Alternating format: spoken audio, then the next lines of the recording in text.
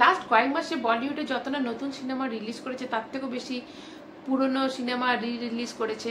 এই কনসেপ্টটা ডিডিএল যে প্রথম এনেছিল এবং 30 বছরে যার ইনকাম হচ্ছে 1 কোটি টাকা সে কামাই করে নিচ্ছে। সেকেন্ডে আসছে বীর জারা এখনো অব্দি থিয়েটারে চলছে এবং 90 লাখ টাকা ইনকাম করে নিচ্ছে।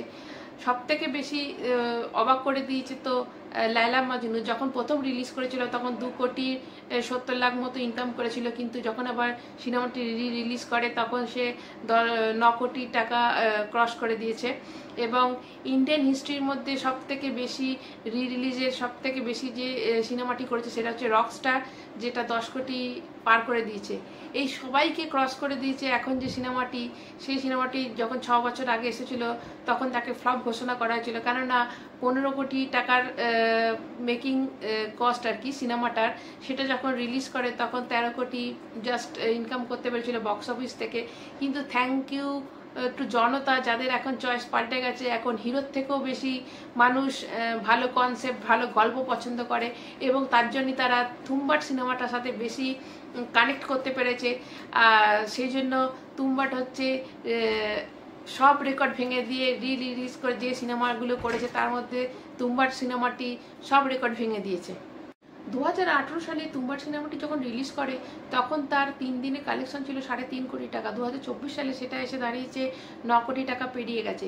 তুম্বাট যে লম্বা রেসের ঘোড়া সেটা আমরা সবাই বুঝতে পারছি, এবং যেহেতু 11ই অক্টোবরের আগে কোনো বড় সিনেমা বা কোনো সিনেমা রিলিজ নেই, কাজে এই কটা দিন যে 24টা দিন যে তুম্বাট হলে পুরো রাজ করবে সেটা বোঝা যাচ্ছে এবং 40 কোটি টাকার আশেপাশে টাকা তুলেই নেবে। 11ই অক্টোবর জিগরা রিলিজ করছে, যেটা আলিয়া ভাটের এবং করণ জোহরের এবং তৃপ্তি আর রাজকুমার রায়ের যে সিনেমাটি রিলিজ করছে। এই দুটো সিনেমায় যে হল পুরো নিয়ে নেবে সেটা তো বোঝা যাচ্ছে। তাহলে হাতে আর মাত্র 24 দিন আছে।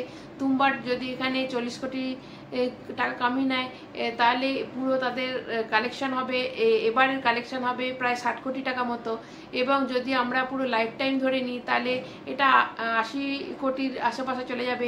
2018 সালে যে সিনেমাটিকে আমরা ফ্লপ বলেছিলাম, 2024 সালে এসে সেটা ব্লকবাস্টার সিনেমার মধ্যে পড়ে যাবে। এবার ভাবুন যদি তুম্বাট 2 যখন রিলিজ করবে তখন তার ক্রেজ কতটা হবে এবং সে তার নিজের ইতিহাস নিজেই রচনা করবে। স্ত্রী 2 800 কোটি টাকা যে পেরিয়ে গেছে কালেকশনে, সেটা তুম্বাট 2 হাসতে হাসতে মনে হয় ক্রস করেই যাবে, এটা আমার বিশ্বাস। এর মাঝে আপনাদের জানিয়ে দিই ওটিটিতেও তুম্বাটকে আনা হচ্ছে। তার মেকার্সরাই তাদের আবার নতুন করে নিয়ে আসছে, তবে সেই সিনেমাটার নাম হচ্ছে রক্ত ব্রহ্মাণ্ড। আদিত্য রায় কাপুর, সামান্তা ও বামিকা অভিনয় করবে। তুম্বাটের 2 ঘন্টারও কম গল্পকে 5 ঘন্টার সিরিজে করা হবে। এই সিরিজটি নেটফ্লিক্সের 2024-এর মধ্যে আপনারা দেখতে পাবেন। তো আজকে পর্যন্ত এইটুকুই। কারা আপনারা হলে গিয়ে তুম্বাট সিনেমাটি দেখেছেন অবশ্যই আমাকে কমেন্ট করবেন, আর প্লিজ একটা করে লাইক দেবেন, লাইক দিলে একটু এনকারেজ পাই। আর আমার চ্যানেলটি দয়া করে সবাই একটু সাবস্ক্রাইব করবেন যারা দেখছেন। আজকের মতো টাটা।